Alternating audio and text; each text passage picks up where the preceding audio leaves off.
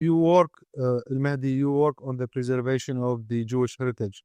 I would also like to mention that in my hometown, Mosul, where I come from, um, at one moment I realized, and I have said this many times, when I wanted to look at the history of the city after its destruction, I saw everything, but one element of the city was missing, the Jewish history. And I understood that this also is part of the problem itself, is that there was no interest in the Jewish history of the city, which is why I started tracking the Jewish members of the Mosuli Jewish community. And I found many of them and recorded their testimonies for history. You work on the preservation of the Jewish uh, history in Morocco, and this is probably an answer to raising awareness about the Jewish history to reduce anti-Semitism. Can you tell us more about the Mimouna work? What do you do? How do you interact? Do you interact with the Jewish communities? Do you create platforms of communication between different communities? How does it work? We would like to hear more about it. You know, the MENA region as a whole had a problem and struggle to manage diversity as a whole. Since the independence of our countries from Iraq to Morocco, the governments wanted to saw in diversity as threat to national unity. Then they wanted to see us as Muslims and Arabs. Today, things is changing. We are starting to see diversity as an opportunity for our countries to build a better future for our societies. Then Morocco and Iraq have lost a lot when Moroccan Jews, Iraqi Jews have left our countries. Cities like Mosul or cities like Fez in Morocco or Cairo had like a very rich history and presence of Jewish in our countries. Today we are the one who have lost.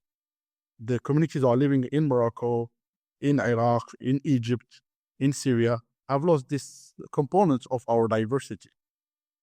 That in Mimouna in 2007, when we founded our organization, we find there is a gap between the discourse of the old generation who talk with nostalgia about Moroccan Jews and the young generation who don't know nothing about Moroccan Jews.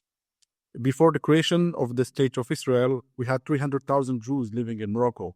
It was the biggest non-Ashkenazi community in the world, and it was the biggest Jewish community in the Muslim world. 300,000 people living in Morocco. Today we have only 3,000, 1% of this community. Then, of course, we will find a gap between the discourse of the old generation who knew Jews and talk with nostalgia about Jews and the young generation who don't know the Jews. They never meet with any Jew. The only perception of Judaism that they have is the Israeli-Palestinian conflict. Then we said, okay, as a group of young Moroccan Muslims, we should be proud of our Islam. We are proud to say we are Muslims by religion. We are ethnically Arab and Amazigh, but we are also Jewish by culture. It's part of our own identity. By defending Judaism in Morocco, we defend who we are as Moroccans. We defend our richness, because in Morocco, probably we are not the richest country in the world economically, but I can say that we are one of the richest countries with our values, with our culture, and this is who we are, and we should be proud of it. Then when we started in 2007, many people didn't understand why a group of young Moroccan Muslims want to create a Jewish organization. We are not a Jewish organization. We are a Moroccan organization who is proud of all its diversity. We are proud of our Jewish heritage. We are proud of our Islamic heritage. We are proud of who we are as Moroccans. And this is very important for us to bring the torch to the young generation. Then since then, Mimouna was created in one campus in Morocco. Now we are present in 4 campuses around Morocco, from Malakha University to Izit in Tangier, to the UM6P in Ben Gdir and Rabat. But also we work with young professionals. We created 3 offices around Morocco, in Fez, Rabat, and Essaouira, to be close to the young Moroccan Muslims, to show them what is our Jewish heritage in Morocco. How can we preserve it? How can we cherish our whole oral history? The young generation, what our grandparents were telling us about Jews.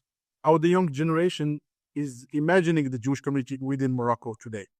What is the connection between Morocco and its Jewish diaspora, including in Israel? It's 1 million Moroccan Jews are living all over the world, and 80% of them are living in the state of Israel. This is very important for us to keep this relation with the Moroccans who are all over the world, from Ashdod to Caracas to Miami to Paris to New York to Casablanca. We should keep our relationship with the Moroccans all over the world. Then we are trying to work hardly with our youth and to promote this heritage that we have, who is part of our own heritage in Morocco. I can go in details, but I know that we have only 36 minutes. I would really love to hear more.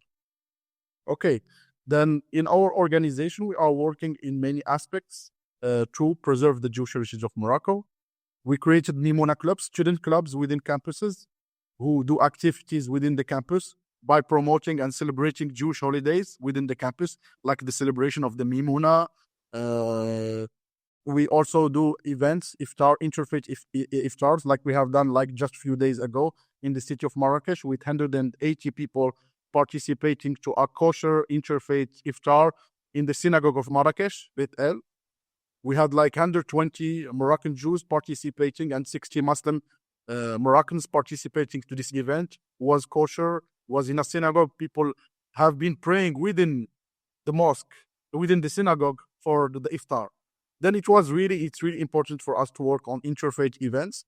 We're also working to create curriculum. We created the Holocaust curriculum. Mimouna have been working since 2011 on educating young Moroccan Muslims on Holocaust, because it's one of the dark chapters of human history. But it's also, I'm sorry, there is some noise. I hope it's not bother. It's, Your voice is very clear. Okay, thank you. Then we have been creating a Holocaust curriculum in partnership with the United States Holocaust Memorial Museum. This curriculum is created by Muslims for Muslims, and it's tailored to the context that we have in the Arab world, using metaphors, using wordings and phrase coming from the MENA region.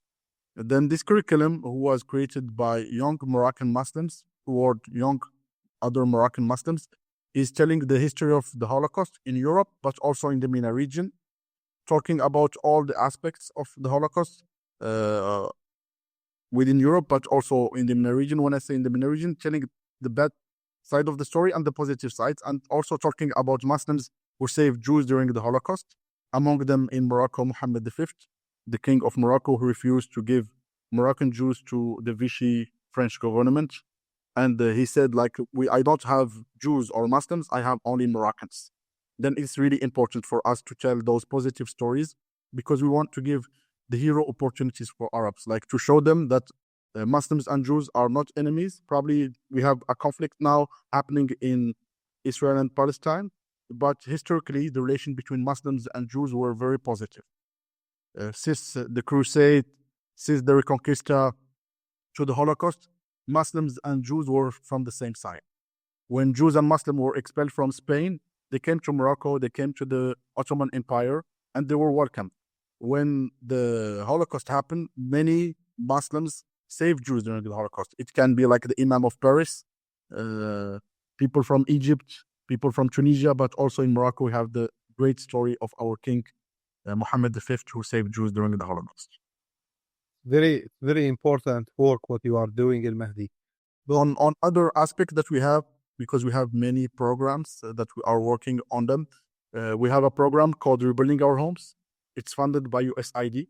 It has been a 3 years program to work with the youth of the Melah, the historic Jewish neighborhoods of Morocco, in the cities of Fez, Rabat, and Essaouira, to work with the youth to preserve their own neighborhood, to show that, to be proud that they are living in a shared space who was between Muslim and Jews, and to revive the Jewish sites there, to also work on preserving the archives, the Jewish archives that we have within those Jewish communities, but also to promote the Jewish heritage in many aspects, through food, with food workshops, kosher food workshops, through language, Hebrew language, teaching Hebrew language to the students, through digital heritage mapping, identifying Jewish sites within those neighborhoods and creating an app that we call My Melah, but also through other programs, soccer, reviving the old Jewish teams that we have in the neighborhood. Then we are trying to work in many aspects to make the youth very happy to participate in our events.